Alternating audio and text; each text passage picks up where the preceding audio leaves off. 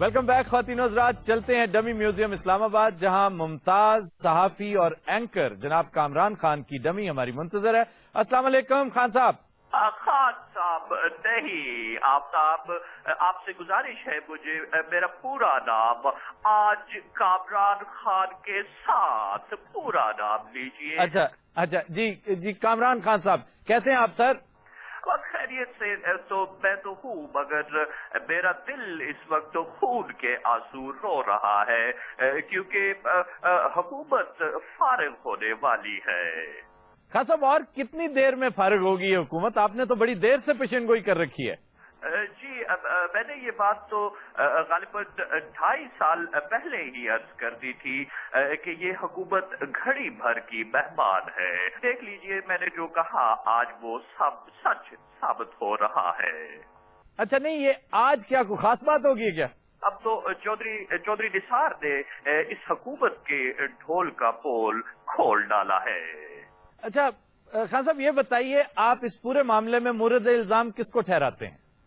میرے خیال میں تو آفتاب سارا الزام سابق صدر آصف علی زرداری کے سر ہی جاتا ہے۔ یہ سابق صدر کس طرح ہو گئے؟ وہ صدر ہیں ابھی تک۔ میرا خیال ہے آپ یہ بات جھلاہٹ میں کہہ گئے ہیں۔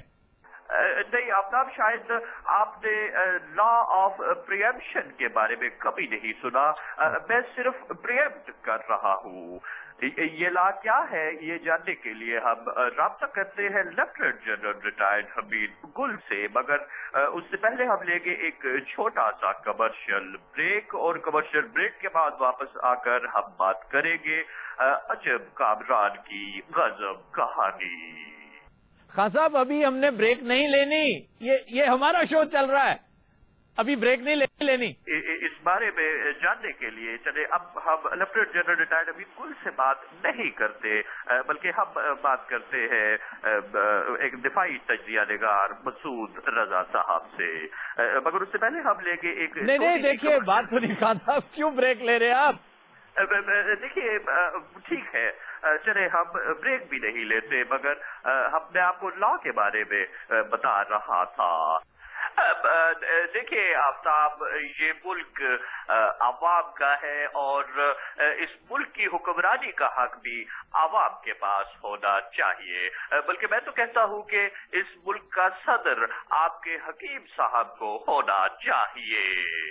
خان صاحب، یہ آپ کیا بات کر رہے ہیں؟ حکیم صاحب کس طرح صدر ہو سکتے ہیں؟ وہ تو بیچارے حکیم بمشکل ہیں۔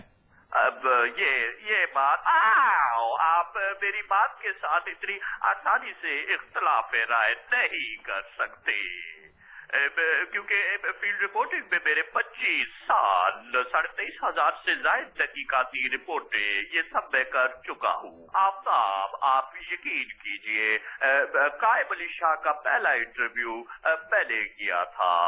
یہ کوئی اتنی پرانی نہیں بلکہ اسٹون ایج کی بات ہے۔ اسٹون ایج کی بات پرانی نہیں ہے کیا؟ نہیں، یہ تو مطلب قائم علی شاہ کے حساب سے اتنی پرانی بات نہیں ہے۔ جی بہت شکریہ خان صاحب، thanks a lot sir, thanks a lot for being with us. جی جناب جنرل صاحب، آپ بھی ایگری کرتے ہیں کامران خان کے ساتھ؟ حکیم صاحب کو بنا دیں آپ پریزیڈنٹ۔ اچھا، مجھے بنا دیں جناب، میں سیدھا کر دوں گفتگو کر کے۔ حکیم صاحب، آپ اگر فوج میں ہوتے نا تو بڑے کامیاب فوجی ہوتے۔ انہوں نے جگتے مارنی تھی گولیوں کی جگہ۔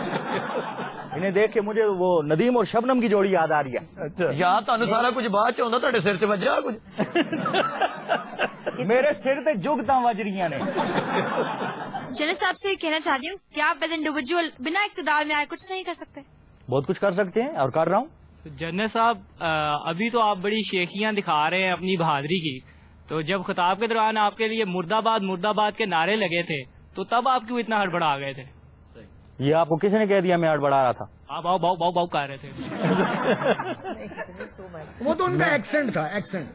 میں اس بندے کی حوصلہ افزائی کر رہا تھا۔ جنرل صاحب جیسے بندے آگے کہتے ہیں کھانا کھل گیا، آئیے۔ چلے جنرل صاحب بندے تو ہیں، حکیم صاحب تو بندے ہی نہیں ہیں، کیفیت ہیں ایک۔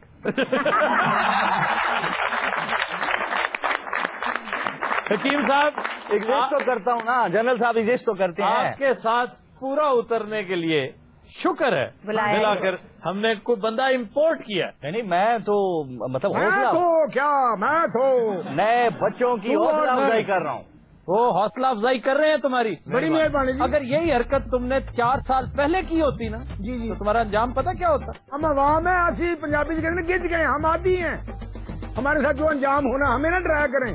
آپ پینٹ شرٹ پہنتے ہیں تو آپ بیلٹ پہنتے ہیں. کمانڈو خاردار تارے لپیٹ کے آتا ہے. شیخیاں کیوں مارے ہیں؟ کچھ سمجھائیں ان کو. یہ تو بڑی حیران ہے. کیوں پک نہیں کر رہے ہیں آپ لوگ؟ نہیں. آپ دیکھیں میں دل کا بہت اچھا ہوں. یہ کچھ پاگل سے تو نہیں ہوتا ہے نا؟